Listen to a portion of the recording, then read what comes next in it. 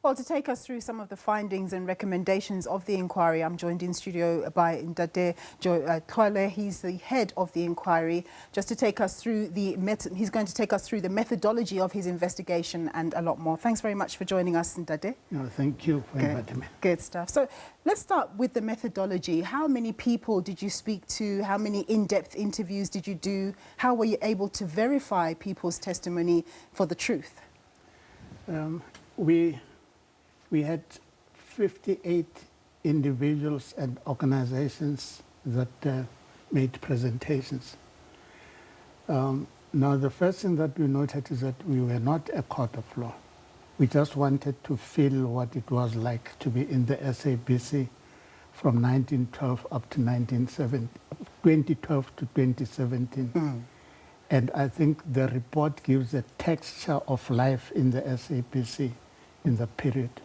You talk about a culture of fear, a culture of anger, a culture of intimidation. Just speak to those findings. Journalists were bullied into doing things, whether they liked to do them or not.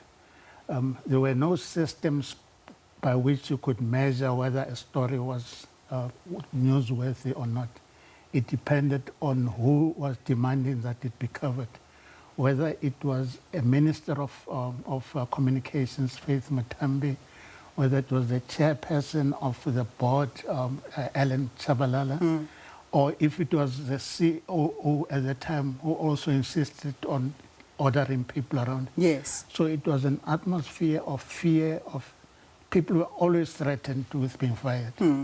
So now one of the recommendations that you make is that you say that there are some questionable appointments, senior editorial appointments that were made, and you've said or suggested that they be reversed. How will that work in practice? Because some of the people that you've identified have been in these positions for years. Some have since retired or left.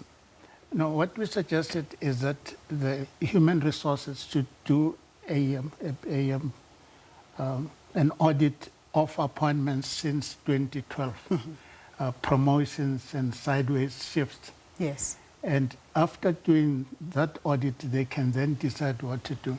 If they find the paper trail is not convincing, yes, then they can ask that person to step down while they re-advertise for the position. And the person who is who's leaving that position also has the right to reapply. Right.